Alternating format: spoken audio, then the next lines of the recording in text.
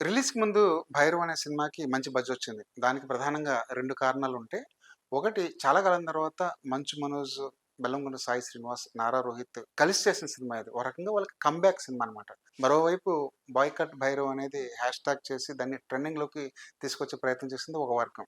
మొత్తానికి ఎలా చూసినా 'భైరవ్' అనే సినిమాకి విడుదలకు ముందు కావాల్సినంత పబ్లిసిటీ అయితే విపరీతంగా వచ్చింది. మరి ఈ సినిమా ఎలా ఉంది?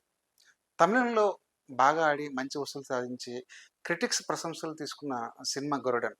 దాన్ని తెలుగులో రీమేక్ చేశారు 'భైరవం' పేరుతో. ఒక రకంగా చాలా కాలంగా మనం రీమేక్ సినిమాలు చూడట్లేదు.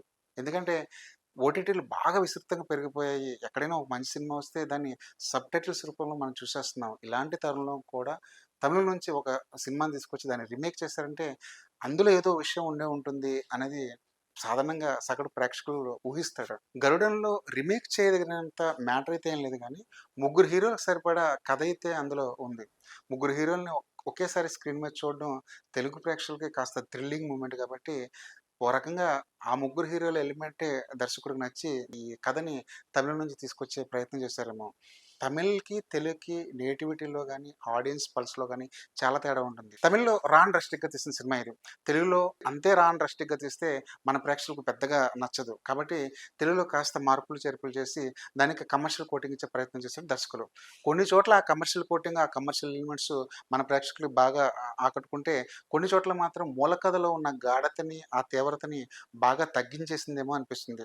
ముఖ్యంగా బెల్లంకొండ సాయి శ్రీనివాస్‌కి లవ్ ట్రాక్ పెట్టారు. అతని కోసం పాటలు డిజైన్ చేశారు. హీరోయిన్ తీసుకొచ్చి పెట్టారు. దానివల్ల కథ అక్కడక్కడ డైల్యూట్ అయిందేమో అనిపిస్తుంది. ఒక రకంగా ఆ పాటల్ని, హీరోయిన్ ట్రాక్‌ని పక్కన పెట్టి చూస్తే ఇంకా బావుండేదేమో అనిపిస్తుంది. కథాపరంగా 'గరుడన్‌కి', 'భైరవన్‌కి' ఎలాంటి తేడా లేదు. ఏదైతే తమిళ్‌లో కథ చెప్పారో దాన్ని యాజ్ ఇట్ ఈజ్ అదే కథని తెలుగులో ట్రాన్స్‌లేట్ చేసే ప్రయత్నం చేశాడు. కాకపోతే ముందే చెప్పినట్టు కాస్త కమర్షియల్ కోటింగ్‌లు ఎక్కువయ్యాయి. ఒక రకంగా ముగ్గురు మిత్రుల కథ ఇది.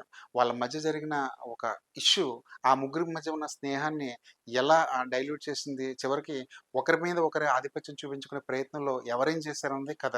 ఆ కథలో ఉన్న కోర్ ఎమోషన్ చెప్తే ఆ ట్విస్ట్‌లన్నీ రివీల్ అయితే సినిమా చూస్తున్నప్పుడు మీకు ఆ ఫీల్ రాదు కాబట్టి కథని పెద్దగా చెప్పే ప్రయత్నం చేయట్లేదు. ముఖ్యంగా ఈ సినిమాలో ప్లస్ పాయింట్స్ గురించి మాట్లాడుకుందాం. ముగ్గురు హీరోల్ని ఒకేసారి స్క్రీన్ మీద చూడడం తెలుగు ప్రేక్షకులకి కన్నుల పండుగ ఉంటుంది. యాక్షన్ సీన్‌ని చాలా బాగా డిజైన్ చేశారు. ముఖ్యంగా ఇంటర్వెల్ బ్యాంగ్ ముందొచ్చే 20 నిమిషాల యాక్షన్ ఎపిసోడ్ ఈ సినిమా మొత్తానికి హైలైట్. ఆ 20 నిమిషాలు మనం ఊపిరి బిగబెట్టేలాగా ఎడ్జ్ ఆఫ్ ది సీట్ అంటారే, అలాంటి ఎక్స్‌పీరియన్స్ ఇచ్చారు. చివర్లో ఇంటర్వెల్ బ్యాంగ్ ముందు ఆ దైవత్వానికి సంబంధించిన ఎలిమెంట్స్‌ని యాడ్ చేయడం కూడా చాలా బాగా పనికొచ్చింది. ఒక రకంగా దీనికి 'కాంతార' ఇన్‌స్పిరేషన్ అయినా బెల్లంకొండ శ్రీనివాస్ ఆ ఛాయలేమి రాకుండా ఒకవేళ 'కాంతార' లాంటి ఎపిసోడ్ అనుకున్నా సరే, 'కాంతార' ఎపిసోడ్‌ని పాడు చేశారన్న పేరైతే తేకుండా బెల్లంకొండ సాయి శ్రీనివాస్ చాలా కష్టపడి ఆ ఎపిసోడ్ చేశాడు. ఇంటర్వెల్ అయిపోయిన తర్వాత థియేటర్ బయటకొస్తుంటే ఆ బెల్లంకొండ శ్రీనివాస్ చేసిన ఆ హై యాక్షన్ ఎపిసోడ్స్ దాని తాలూకా తీవ్రత ఆ ప్రేక్షకుల మనసులో ఉండిపోతుంది. సెకండ్ హాఫ్‌లో మళ్ళీ దర్శకుడు కమర్షియల్ ఎలిమెంట్స్ మీద ఎక్కువ దృష్టి పెట్టాడు. పాటలు, సన్నివేశాలు, లవ్ ట్రాక్ పేర్చుకుంటూ వెళ్ళిపోవడం వల్ల అసలు కథలో విషయం చాలా డైల్యూట్ అయిపోయిందేమో అనిపిస్తుంది. హీరో టార్గెట్, హీరో లక్ష్యం ఏంటి? హీరో రివెంజ్ ఏంటంటేది క్లైమాక్స్ ముందు వరకు సస్పెన్స్‌గా ఉంచాడు దర్శకుడు. క్లైమాక్స్‌లో మళ్ళీ హీరో విజృంభిస్తాడు. మళ్ళీ అక్కడ కూడా కాంతార ఎఫెక్ట్ తీసుకొచ్చారు. మొత్తానికి ఒక మంచి యాక్షన్ ఎపిసోడ్స్‌తో మంచి హై ఎమోషన్‌తో ఈ సినిమాకి ఎండ్ కార్డ్ వేశారు. ఇప్పుడు మైనస్ విషయాన్ని మాట్లాడుకుందాం. తమిళ్‌లో ఉన్న ఆ ఫీల్ తమిళ్‌లో ఆ 'గరుడ'n చూస్తున్నప్పుడు ఉన్న ఫీల్ తెలుగులో 'భైరవం' చూస్తున్నప్పుడు కలగదు. ఎందుకంటే అక్కడ ఆ సినిమాని చాలా రా అండ్ రస్టిక్‌గా తీశారు. కొన్ని కథలు అలాగే చెప్పాలి. 'భైరవం' కథని అంతే రా అండ్ రస్టిక్‌గా చెప్తే చాలా బావుండేది. కానీ తెలుగు ప్రేక్షకులకి ఏమాత్రం నచ్చుతుందా లేదా అన్న భయంతో వెనకడుగు వేశాడేమో అన్న అనుమానం వేస్తుంది. ముఖ్యంగా లవ్ ట్రాక్‌ని, పాటలను పక్కన పెట్టి చూస్తే ఈ సినిమా మరింత బావుండేదేమో. ఇది స్నేహితుల మధ్య జరిగే కథ. స్నేహితుల మధ్య బాండింగ్‌ని ఎంత బాగా చూపిస్తే ఆ సన్నివేశాలు అంత బాగా పండుతాయి. ఆ ఎమోషన్ డ్రైవ్‌ని దర్శకుడు పట్టుకోలేకపోయాడేమో అనిపిస్తుంది.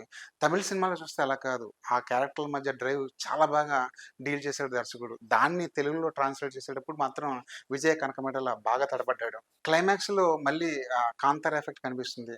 ఆల్రెడీ ముఖ్యంగా ఇంటర్వెల్ బ్యాంక్‌లో చూసేసిన అదే ఫీల్‌ని క్లైమాక్స్‌లో కూడా దర్శకుడు ఎందుకు వాడుకున్నాడో అర్థం కాలేదు. ఏదైనా ఒకసారి మ్యాజిక్ జరగాలి.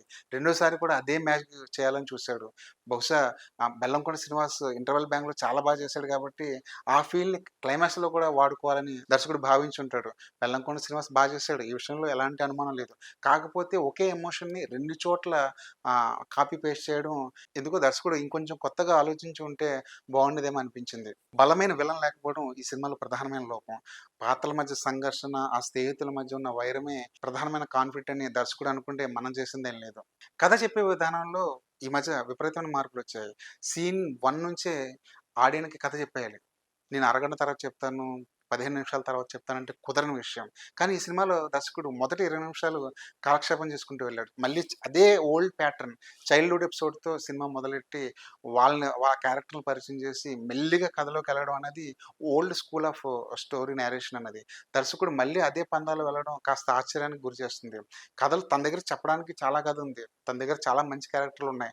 అలాంటప్పుడు స్ట్రెయిట్ అవే కథలోకి వెళ్ళిపోతే చాలా బావుండేది. 'బెల్లంకొండ సాయి శ్రీనివాస్' చాలా చేశాడు. ఈ విషయంలో తిరుగులేదు. అతని మీద ఒక యాక్షన్ ఇమేజ్ ఉంది. ఆ యాక్షన్ ఇమేజ్ తగ్గట్టుగా ఈ క్యారెక్టర్‌ని డిజైన్ చేశారు. కాకపోతే 'బెల్లంకొండ సాయి శ్రీనివాస్‌కి' ఒక మేనరిజం పెట్టారు. అదేంటంటే అతను అనర్గళంగా మాట్లాడుకుంటూ వెళ్ళిపోతాడు. నాన్ స్టాప్‌గా ఒక డైలాగ్‌ని ఒక 4 పేజీల డైలాగ్‌ని సింగిల్ టేక్‌లో చెప్పుకుంటూ వెళ్ళిపోతాడు. నేను 4 పేజీల డైలాగ్ చెప్పగలను. నా తడాఖా చూడండి అన్నట్టు ఉంటుంది సీన్ అది. కానీ స్క్రీన్ మీద ఆ సీన్ వచ్చినప్పుడు 'బెల్లంకొండ సాయి శ్రీనివాస్' 4 పేజీల డైలాగ్ చెప్తున్నప్పుడు మాత్రం ఆ సీన్‌లో ఉన్న మూడంతా పాడైపోతుంది. సీన్ చాలా సీరియస్‌గా సాగుతుంటుంది. చాలా ఎమోషనల్ సీన్. ఆ ఎమోషనల్ సీన్‌లో 'బెల్లంకొండ సాయి శ్రీనివాస్' 4 పేజీల డైలాగ్‌ని అనర్గళంగా చెప్తుంటే ఆ సీన్ కాస్త అబాస్పాలైపోయింది. ఇలాంటి సందర్భం ఈ సినిమాలో 2, 3 చోట్ల కనిపించింది. 'వెన్నెల కిషోర్' ఈ సినిమాలో ఒక కానిస్టేబుల్ క్యారెక్టర్ చేశారు. 'వెన్నెల కిషోర్' ఎంత మంచి కామెడీ టైమింగ్ ఉన్న ఆర్టిస్టో మనకు తెలుసు. తాను ఒక్క ఫ్రేమ్‌లో కనిపించినా సరే థియేటర్ మొత్తం గొల్లుమంటుంది. కానీ ఈ సినిమాలో అతను 2 సీన్‌లు చేశాడు. 2 సీన్‌లో కూడా ఒక్కసారి కూడా నవ్వు రాలేదు. అతని కాల్ షీట్లు పూర్తిగా డస్ట్‌బిన్‌లో పడేసినట్టే.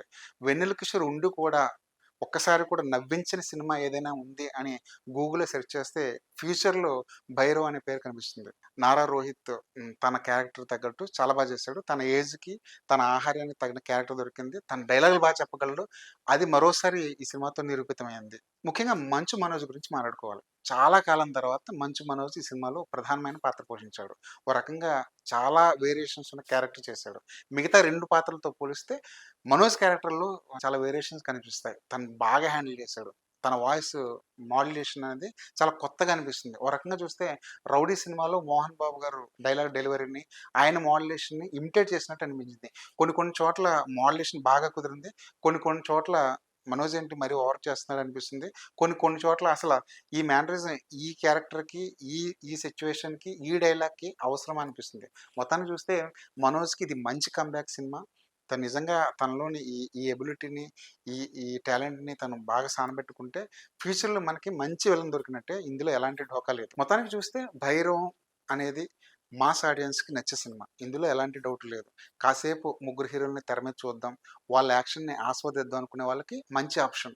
కాకపోతే ఒక తమిళ్ సినిమా 'వెట్రిమారన్' కథతో తీసిన సినిమా, అలాంటి రా అండ్ రస్టిక్ ఎమోషన్స్ ఉంటాయి ఇందులో అనుకుని థియేటర్‌లోకి అడుగు పెడితే మాత్రం ప్రమాదం ఉంది. ఎందుకంటే ఇది 'గరుడన్' సినిమాకి చాలా ఆపోజిట్‌లో తీసిన సినిమా. అంటే అదెంత రా అండ్ రస్టిక్‌గా తీశారో, ఇది అంత కమర్షియల్ ఎలిమెంట్స్ తీశారు. ఈ వారం థియేటర్‌కి యాక్షన్ సినిమా చూద్దాం, 4 ఫైట్‌లు చూసొద్దాం. ఒక ముగ్గురు హీరోలని ఒకేసారి స్క్రీన్ మీద చూసొద్దాం అనుకునే వాళ్ళకి 'భైరవం' మంచి ఆప్షన్.